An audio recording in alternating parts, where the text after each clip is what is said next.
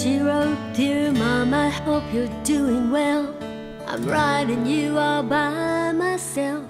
Dad says that you're lonely and it's hard to fight a war. So I drew you a picture, I worked real hard. That's me and Connor, they're in the yard, standing right beside the flag you're fighting for.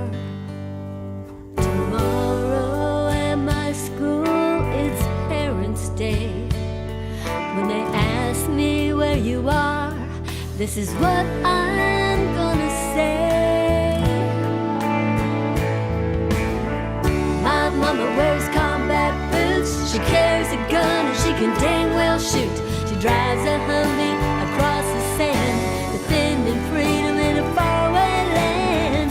My mama's coming home real soon, but first she's got a job to do.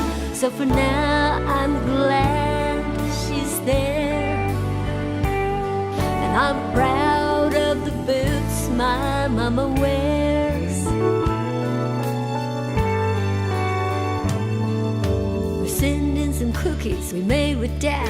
We used your mix, they ain't too bad, but we sure miss the way you bake them. But for now we'll get along. Dad won't let us watch the news. I know it makes him sad, cause he thinks of you. But every night I pray to God to keep you safe and strong. Sometimes I cry, but Dad says that's okay.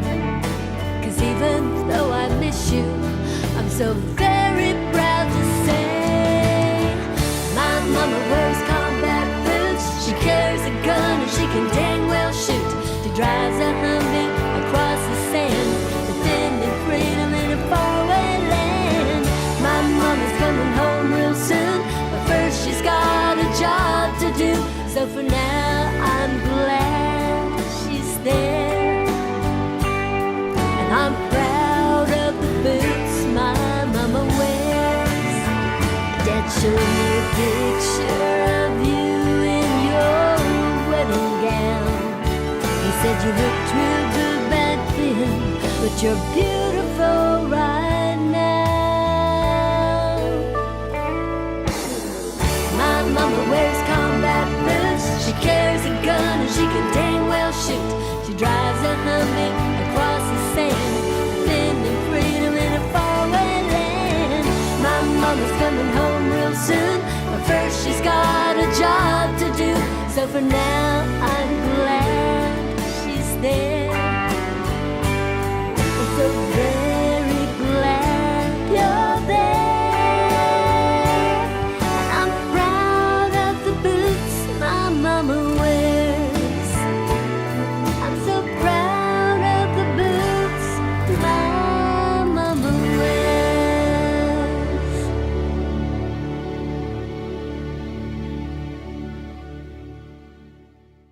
Where do you even begin with an interviewee of this caliber? I personally have watched her come up in the industry, and I'm thrilled to be able to get to bring her to you on Connie's Country Gospel Corner. She's a singer, an actress, an author, and a Hall of Fame country icon. She's country's all-American sweetheart, Irlene Mandrell. Irlene, all I can humbly say is welcome to Connie's Country Gospel Corner. Well, thank you, Connie, and thank you for letting me be a part of it. Oh, hey, it's my pleasure. Normally, I would feel a need to introduce my guests to my listeners, but honestly, you are so well known, I don't feel the need to dig into your history to tell folks all about you.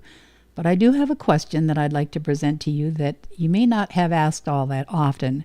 But since you were pretty much raised in what you do, would you mind if I ask what it was like for you, cutting your teeth in this whole thing, being raised in the music and arts as you were? You know, it was so fun, and yes, when you start something really young, it's normal. To other people, there might, that seems like a strange life, but that's what we knew, because Barbara's a little bit older than Louise and I, and Barbara started professionally at 11. We were always around entertainers and the business and that type of thing. When, Barbara started playing the steel guitar about 3 or 4 months after she saw someone play it. Dad had a friend that was still a steel guitar player staying at the house who was practicing, and when Barbara saw it, she wanted to play. And he gave her a few lessons. He had a different style than what she wanted, so she started getting lessons from Norman Hamlet, who was the steel player in Merle Haggard's band. Wow. And by the time I think she played 3 or 4 months, she was incredible. And my dad, who at the time was selling amplifiers, and there was a product show, you know, how they all set up and everybody's playing. And Barbara demonstrated the amplifier, really. She was playing the steel, and Joe Maphis heard her and went, wow, who is this? And he goes, that's Barbara. And so he put her on a package show, and within a couple of years, she was on the town hall party and playing with Joe and Rosalie Maphis, but also,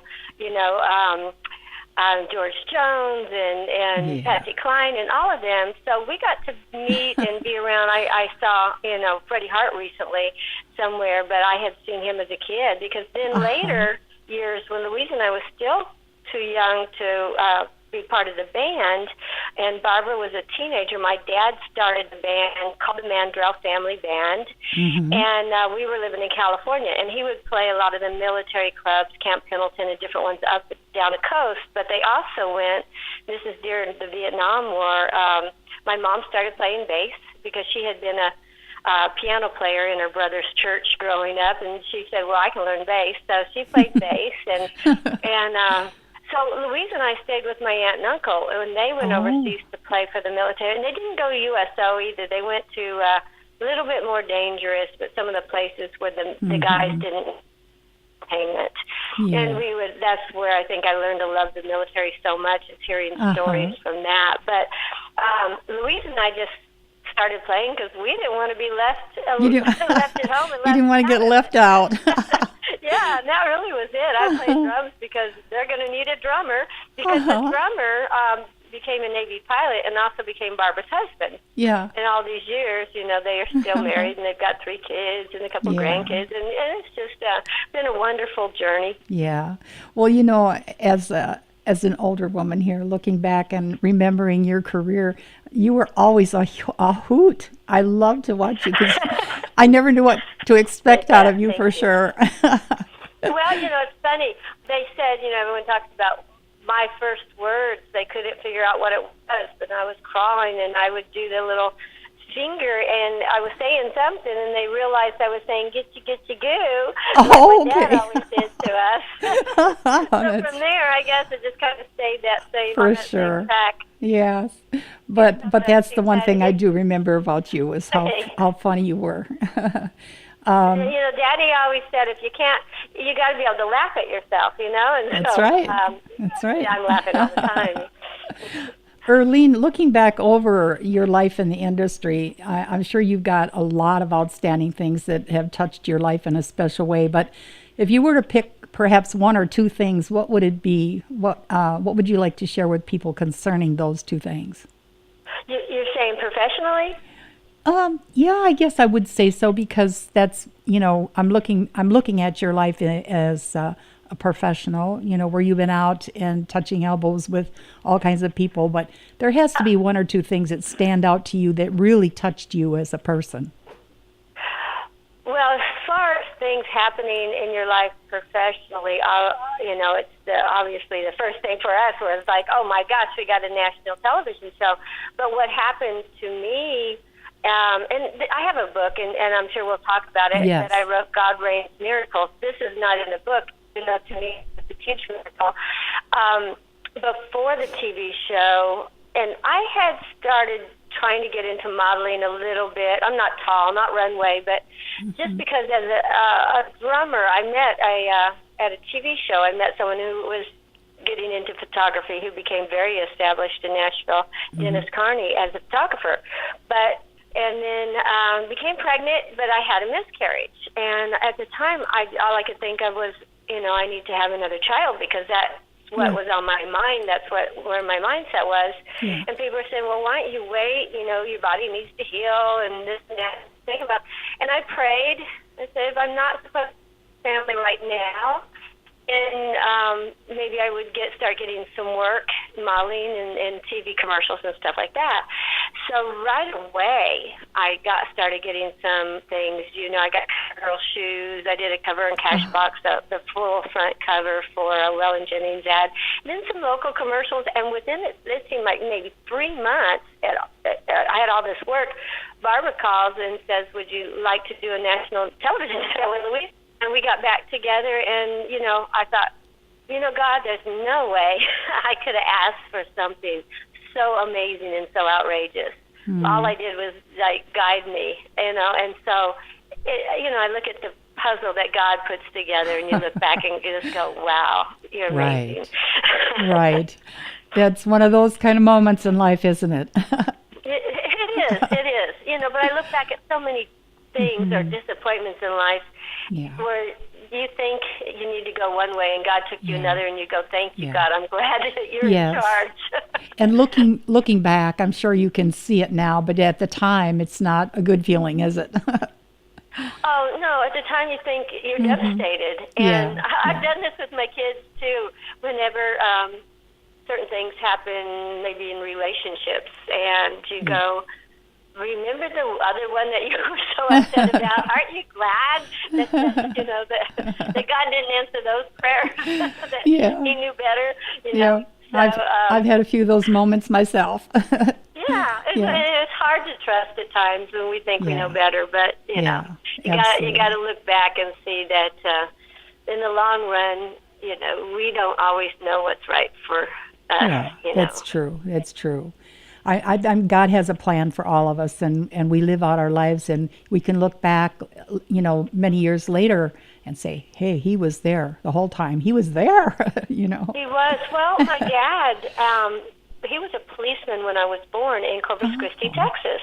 Okay. And for whatever changes happened in the police department, he decided to leave, and Daddy said, well, I'll just go out there. And when he did, and Daddy was only in his early 30s, there wasn't a reciprocity as far as it would be like starting over as a policeman, and yet they said you're too old to start over.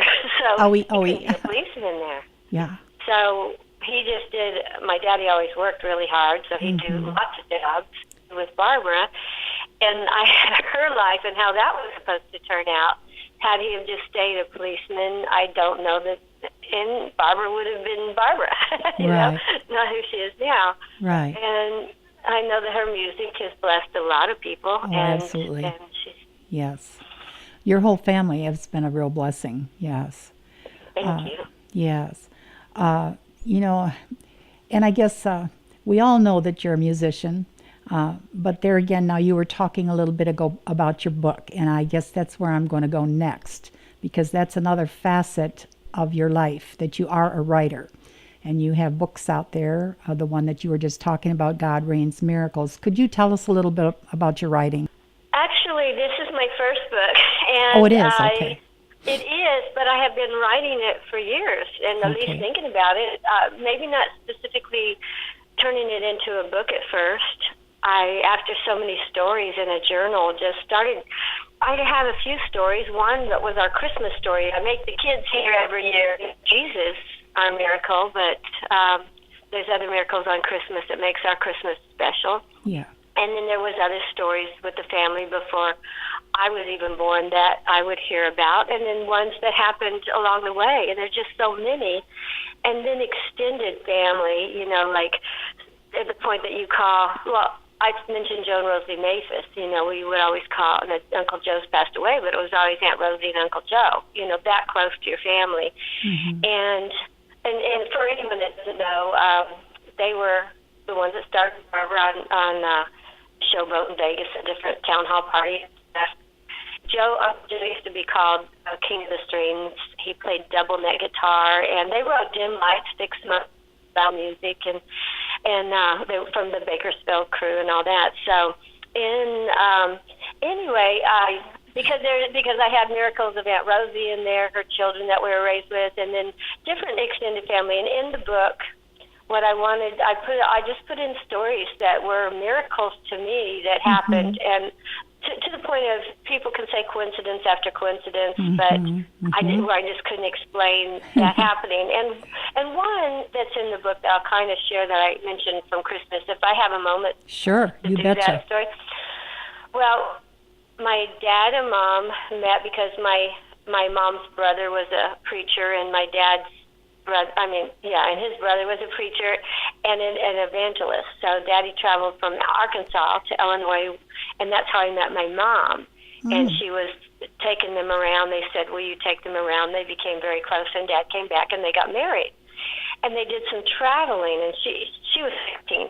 I guess a lot of people married back then a lot younger. She was the youngest in her family, so I think it was time. So they traveled, ended up in Texas, in Houston, and decided to settle down there. And by this time, she was ready to have her first baby, but she didn't know anybody. But they went to this big hospital, and everything was fine. It was Christmas Eve, and then the doctor came out, and things changed rapidly because he came out and said, we have a problem. I cannot save it.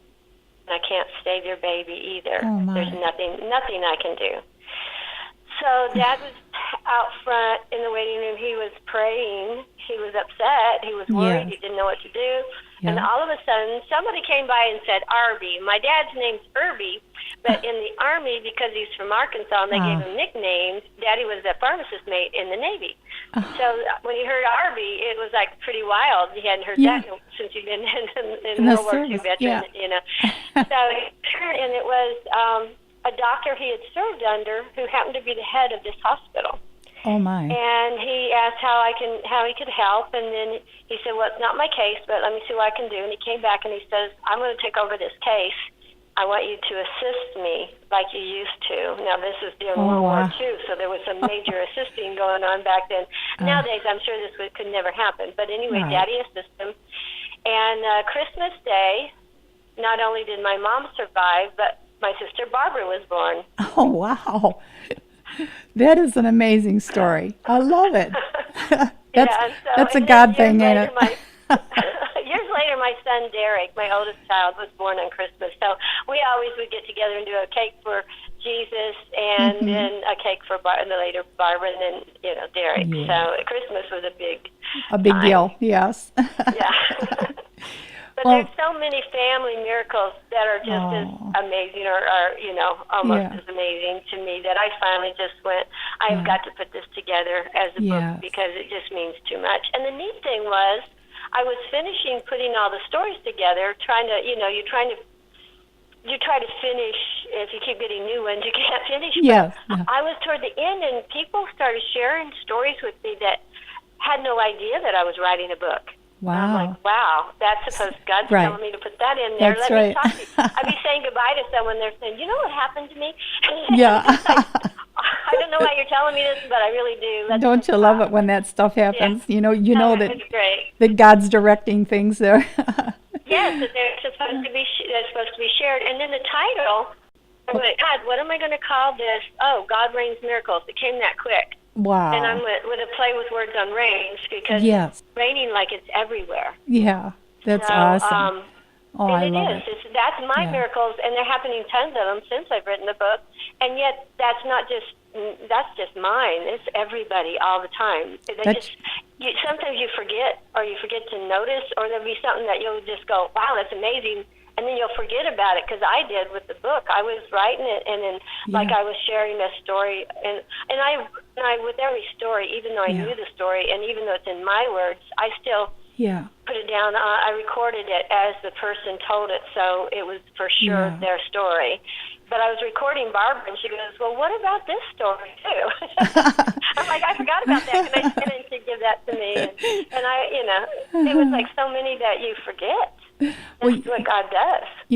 I'm a singer-songwriter, and I'm sitting here listening to you talking, and I'm going, oh, my goodness, that would be an awesome song, God Rains Miracles. Oh, yes. Thank you.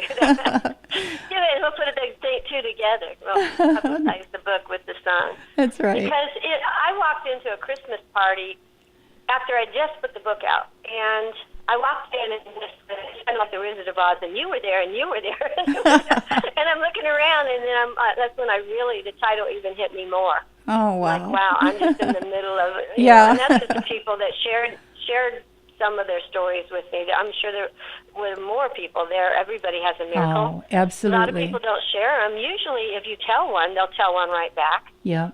Well, I know what miracles are about because I had one myself here 3.5 years ago when my heart stopped beating at home, and I went into a nasty heart rhythm. And how long I was out, I don't know. But when I got to the hospital, they said people don't come out of that without the paddles, and there I was. So, yeah, Wow. it's a miracle. And you came out of it when you were alone? I was alone. I was all by myself. So had you, there's nobody to give any paddles. So, I know, wow. I know God's angels picked me right up off the floor, and I got to the phone and I called for help. So, yeah, they put in a pacemaker. It does wonderful. 98% of my heart's work. So I'm in good shape for the shape I'm in. Yeah, so And here I am talking to Irlene Mandrell.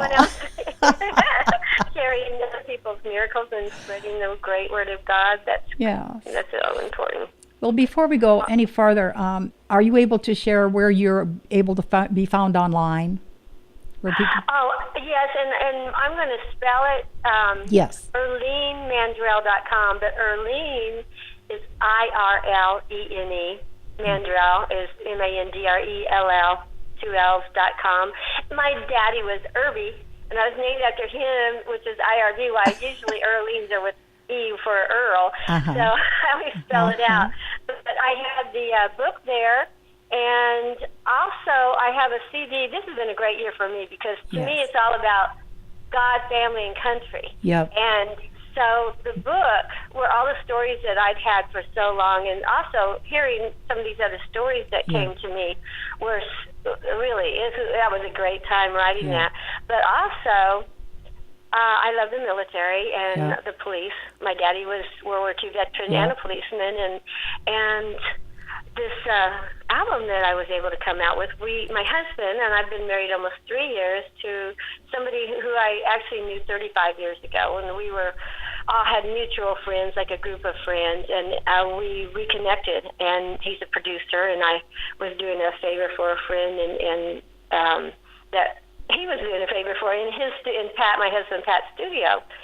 So we started talking, and I had been seeing his daughter, in middle school with the kids and different things, but I just hadn't seen him in years. And so we started working together on a project because Pat is also a Vietnam-era veteran, and his dad was, I think everyone our age, our dads fought in World War II, because everybody did, but his dad was a World War II veteran. And so we started putting together this, it's for military and first responders, and this album, like, I'd hear a song. The first song, I released a few of them, at least 3 as singles off the album before we actually put the album out. And the first one, when I heard it, and I just cried, and we said we were recording that. The words were so strong. Yeah. And he talked to the writer, Eric Horner, who's from Nashville. And Eric, he writes a lot of military and also Christian songs. And he's told Pat that he wrote this song in 15 minutes the night the towers fell. Wow. And so the emotion that we're feeling is what he felt when he saw the towers going down. Yeah. And so it's called We Will Stand, and I love that song. But then the song actually that when we got ready to release the CD, though, that I named the CD was Thanks to You, because we put it out to thank all of our first responders and military. So I thought the appropriate title was the song, and I love the song also, Thanks to You. Yes. And that's just like, this is what I'm saying. Yes. This is because of you. And, it's like, yes, people talk about without you we wouldn't have our freedom, but to me, without them, we wouldn't have anything. We wouldn't have had the country. We wouldn't be here. That's absolutely true. Yep. So, but there's a couple other songs on there that we worked for 2 years just because, like the book, the stories, the songs, we kept hearing great songs. He's got wonderful writers that he's known for years, as a producer, because he was born in Nashville, and other than the time he was in the Air Force, he came back. He's been engineering and producing in Nashville forever, so he kind of like knows all of the Nashville people. And so we had some great songs. There was one I loved because it's called The Boots My Mama Wears. Oh, okay. And it's the one for women in the military that I think about, well, I had to leave my children, and it's so Absolutely. hard, but women in the military, they're not only leaving it knowing they're in danger, but they Right. leave for song. But That's it was right. a letter written from a little girl to her mother that was serving overseas. Oh, my. That And sounds so awesome. somebody composed it into a song, and it was Yeah. just so, Yeah. really heart-touching to me. Yes. And then I have one on there that, my dad did not die, in the military, but still, I thought, well, it's appropriate for a lot of people. But I put it on there for my dad, who passed away about 9 years ago now, called You Live On. So all the songs in there have some kind of real personal meaning to me. Yeah. There's a couple that are not original, but I just love that had different reasons that I really, really liked them. But the album, anyway, it's been like floating on a cloud, because not only did I get to do these two projects, but I have a little granddaughter. Oh, yes. And my granddaughter's like 19 months old, and I get to be with her like most of the time. Yes. If I'm in town, I'm pretty much with her, and Yes. daughter's got a couple of businesses she's getting going, so it's like she needs a lot of help. So it's been just wonderful. Yes. Well, I'm so glad that you shared what you did about your military project there, because I've got it's near and dear to my heart. 3 of my 4 sons are military boys. I have one that's 30 years in the Air Force. He's a chief, and my oldest son has been in law enforcement for years. So I remember the days that I had 2 of my sons over in the Gulf in 91. And there were many nights that I went to bed, praying, because I knew there were scuds flying over their head, Yes. And so I can truly relate, and I'm very thankful for that album that you put together there. Yes. Well, thank you. And I can't even imagine. I've got kids, and you got to be so proud of them for doing. I truly am. I truly am. It's the most I can hardly wonderful thing talk that about you it can do without for their crying. kids. But as a mother, you have to be afraid. I mean, that has to be scary. Yeah. But it was a miracle, because God gave me a dream, and He showed me, some things. And the next morning when I woke up, I knew good and well that He was going to keep my boys safe. And isn't that wonderful? And I know, because of talking to other people and stuff, and a lot of people say, well, it was just a dream. It's like, no, it was God. Is there anything else that you would like to share special while we're on this? Well, I'm going out with my kids. I have, if you get the CD, now you can download the CD from different things, but I do have like a picture on the back cover is a picture with me and my 3 kids, and some things I wrote in the middle. But my kids, my girls sing, and my son's a drummer. He sings too, but he prefers to just mainly drum. But he's singing some on the album, and he's playing some drums, and they're singing on. But we're doing a Christmas show together. At a few places. We just decided to book it. I mean, it's hard. I can't just take a bus and go on the road with them, which I would love, because I grew up that way. And you don't just get a family dinner. You get up from the day one, from the minute you get up and you sit up front, everybody's visiting all day long. It was so great the way I got to travel with my family. But we are at least flying to some places. And when I play Nashville, I use them all the time anyway. And I love performing with my sisters, but there is something to be said about performing with your kids. I'm sure there is, yes. It's just so fun. Yes. So they just started booking it. I don't know how much will work, but they booked a job in, it's called the Orange Blossom Opry in Florida. It's outside of Orlando, and I can't think of the name of the city right now. Trisdale or something like that. But that's December 15th. Okay. Yeah. Well, you're busy and out and on the road then quite a bit, are you? Not a whole lot. I since I'm not on the bus just traveling and stuff, we just fly in and do a day here and there. And I've been doing a lot in Nashville, a few benefits around Nashville just for the military. I have done some for the police. For some of their celebrations or something going on. But I'm hoping for the Christmas we can, do a few of the ones out together. But this one would be fun, but I really wish we could we were looking at a few, trying to get them closer, because the kids all do other stuff. If we can just, Yeah. get a few within drive one day and come back, it makes it a lot easier. Yes. Well, I'm telling you, this has just been an honor for me to be able to talk to you. I can't even begin to tell you. Thank you, Connie. Yes, Yeah. I just want to say thank you for joining me here on Connie's Country Gospel Corner. And I also want to say thank you for the talents that you've shared with the whole world throughout the years. And I ask that God will continue to use and bless you in all that you do. Thank you very You're very much. welcome. Thank you, Irlene. And now I trust you will all be blessed by Irlene Mandrell's awesome patriotic song, Thanks to You.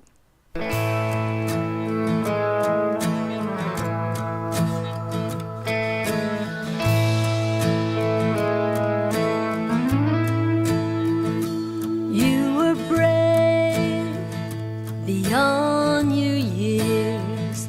You stood and faced our darkest fears.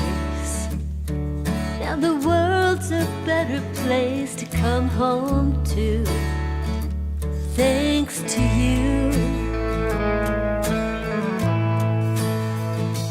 You stood strong against all odds. You marched through hell without a thought. Now there's millions who stand proudly in their shoes, thanks to you.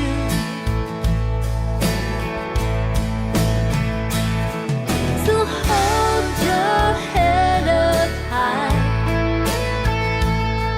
'cause you're the living proof that freedom will survive, 'cause it lives and breathes in everything we do, thanks to you. And for those who lost their lives, there was no empty sacrifice, 'cause the graveyard flag still flies red, white, and blue.